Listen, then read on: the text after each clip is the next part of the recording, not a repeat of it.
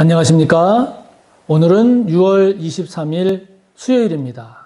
다 같이 사도신경으로 우리의 신앙을 고백합니다. 나는 전능하신 아버지 하나님, 천지의 창조주를 믿습니다. 나는 그의 유일하신 아들, 우리 주 예수 그리스도를 믿습니다. 그는 성령으로 잉태되어 동정녀 마리아에게서 나시고 본디오 빌라도에게 고난을 받아 십자가에 못 박혀 죽으시고 장사된 지 사흘 만에 죽은 자 가운데서 다시 살아나셨으며 하늘에 오르시어 전능하신 아버지 하나님 우편에 앉아 계시다가 거기로부터 살아있는 자와 죽은 자를 심판하러 오십니다. 나는 성령을 믿으며 거룩한 공교회와 성도의 교제와 죄를 용서받는 것과 몸의 부활과 영생을 믿습니다. 아멘. 오늘 함께 나눌 말씀은 신약 328쪽 골로새서 4장 2절에서 9절까지의 말씀입니다.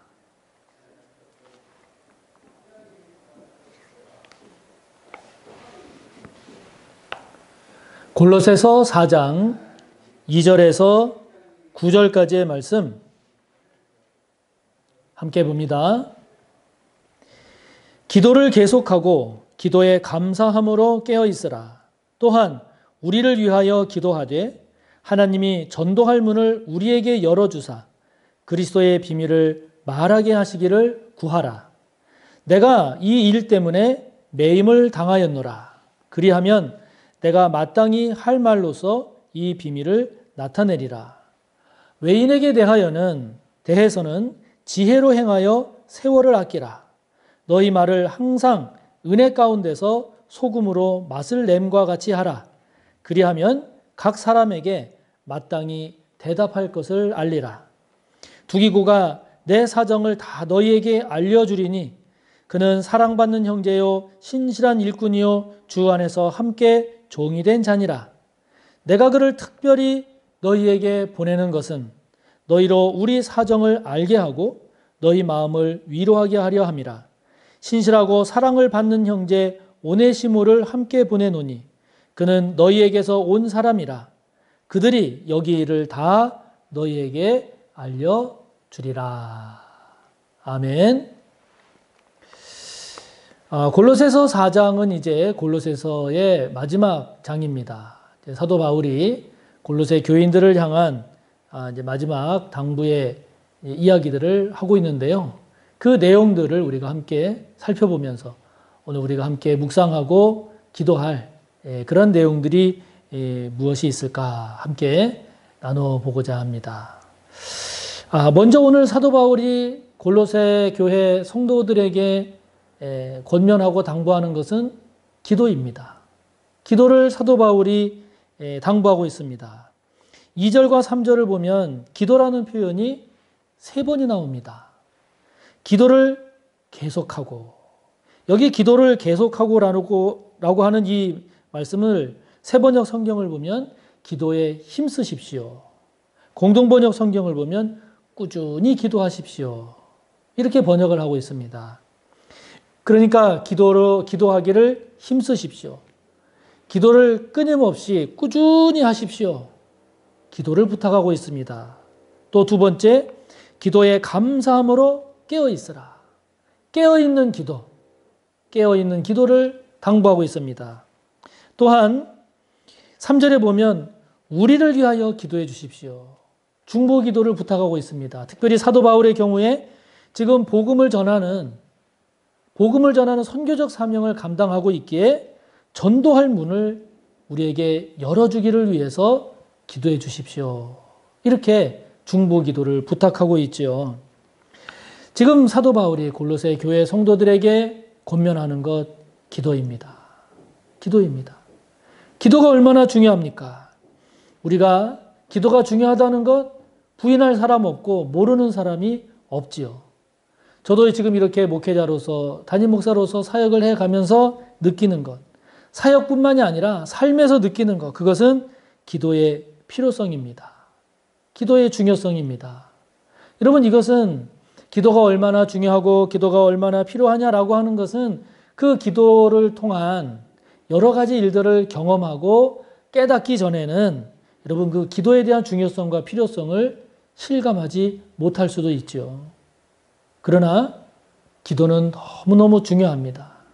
기도가 말라서는 안 됩니다. 기도가 끊겨서도 안 됩니다. 기도가 쇠해져서도 안 됩니다. 오늘 사도 바울은 기도 권면하고 있습니다. 자, 우리의 신앙을 기도라는 측면으로 돌아보며 다시 한번 점검해 봅시다. 저와 여러분의 기도 생활 지금 어떻습니까? 어떻게 기도하고 있습니까? 어디서 기도하고 있습니까? 얼마나 기도하고 있습니까?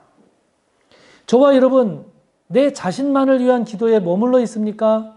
아니면 다른 사람을 위한 중보 기도에까지 나아가고 있습니까? 목회자로서 참 보람을 느끼고 참 감사하고 은혜가 될 때가 중보 기도입니다. 야, 내가 정말 목회자 되기 참 잘했다라고 생각되어지는 것이 목회자가 되고 보니까 지금 이렇게 되기 전과 후를 비교를 해보면 된 이후에 중보 기도가 훨씬 많이 늘었거든요. 중보 기도가 복됩니다.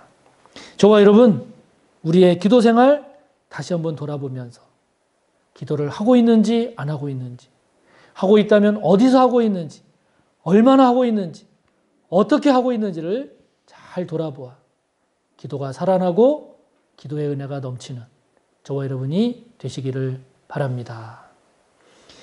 그러면서 5절에 보면 사도 바울이 외인에 대해서는 이렇게 하십시오라고 권면합니다. 여기 외인은 교회 밖의 사람들입니다. 다른 말로 말하면 안 믿는 사람들입니다. 불신자들입니다. 교회 밖의 사람들에 대해서는 지혜로 행하십시오. 세월을 아끼십시오. 그럽니다. 여기 세월을 아끼라라는 말을 다른 말로 말하면 주어진 기회를 잘 살리십시오. 주어진 기회를 선용하십시오. 이런 말입니다. 그러면서 또 하나 교회 밖의 사람들과의 관계에서 힘써야 할 것, 그것은 바로 은혜 가운데서 6절에 나오는 말씀처럼 소금으로 맛을 내는 것과 같은 그런 언어 생활이 되십시오. 이렇게 이야기합니다. 자, 여러분, 이 은혜로운 말, 다른 말로 말하면 친절하고 유익한 말로 표현이 되고 있는데요. 소금으로 맛을 내는 것과 같은 언어. 이게 얼마나 참 기가 막힙니까? 그냥 싱겁고 맛없고 그럴 때 소금이 들어가서 딱 그 간을 맞출 때의 그 기쁨. 우리의 언어 생활이 특별히 교회 밖의 사람들과의 관계에서 우리의 말이 그렇게 소금으로 맛을 내는 것과 같은 그러한 저와 여러분이 되기를 사도 바울이 당부하고 있습니다. 행복한 삶을 사는 남자에게 물었습니다. 예쁜 여자와 사는 것이 행복한 게 아니라 예쁜 말을 하는 여자와 사는 게 행복하다고 말합니다. 여성들도 마찬가지일 겁니다. 육신적으로 멋진 사람과 사는 것이 행복한 게 아니라 멋진 생각, 멋진 말을 하는 사람과 사는 것이 행복하다고 할 것입니다. 저와 여러분이 교회 밖의 사람들, 안 믿는 사람들과의 관계에서 아부하십시오, 그들의 눈치를 살피십시오, 이걸 얘기하는 것이 아니죠. 그런 것이 아니라 인격적인 말, 그들을 사랑하는 말, 그들을 이해하는 깊이 있는 지혜로운 말을 통해서 하나님을 섬기는 그리스도인으로서의 그러한 품격을 드러내고 그들과의 관계를 복되게 할 줄 아는 저와 여러분이 되기를 바라는 거죠. 그런 점에서 저와 여러분이 가지고 있는 언어의 습관이 어떤지를 잘 살펴볼 필요가 있습니다. 언어의 습관이 있습니다. 저와 여러분이 각자가 하는 말에 습관이 있습니다.